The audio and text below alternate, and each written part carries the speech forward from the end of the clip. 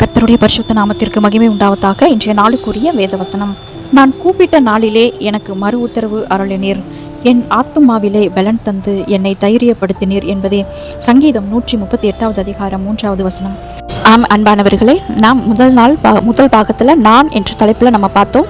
இரண்டாவது பாகத்தில் நம்ம கர்த்தரை ஏன் நம்ம கூப்பிடணும் அப்படிங்கிற தலைப்பில் கர்த்தர் நம்மளோட பேசினார். பாகம் 3 கர்த்தரை நாம் எதற்காக கூப்பிட வேண்டும் என்று நாம் நேற்றைய தினத்தில் தியானித்தோம்.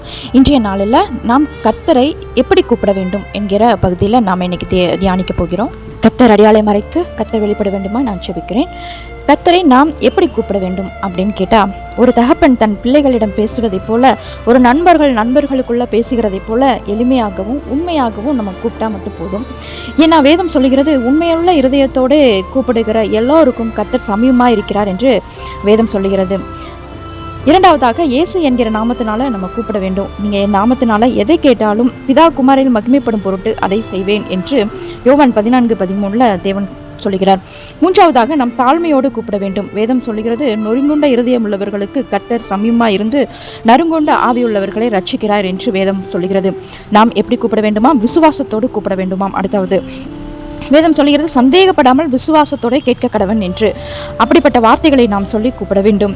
நீங்கள் ஜெபம் பண்ணும்போது அந்நிய மனிதர்களைப் போல வீண் வார்த்தைகளை அளப்பாதேயுங்கள். ஏன்னா நம்மளுடைய வாயிலிருந்து சொல் பிறவாதற்கு முன்னமே அதையெல்லாம் நம்முடைய தேவனாகிய கர்த்தர் அறிந்திருக்கிறார் என்பதுதான் நிதர்சனமான உண்மைகள்.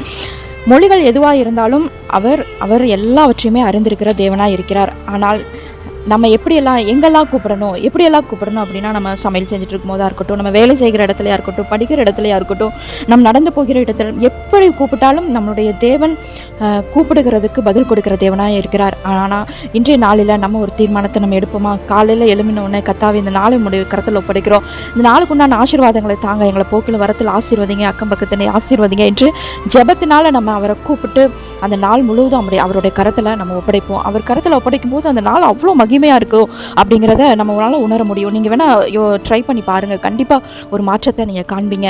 இரண்டாவதாக, அந்த வசனத்தினுடைய பாதி சங்கீதம் 138 கடைசி வரிகள், என் ஆத்துமாவிலே பலன் தந்து என்னை தைரியப்படுத்தினீர். எப்படி பலன் தந்து தைரியப்படுத்துகிறார் அப்படின்னா, உலக பிரகாரமான நமக்கு எத்தனையோ பிரச்சனைகள் இருந்தாலும் நம்ம ஆன்மாவிற்கு பயத்தை போக்கி நம்மை பலப்படுத்துகிறவராய் இருக்கிறார்.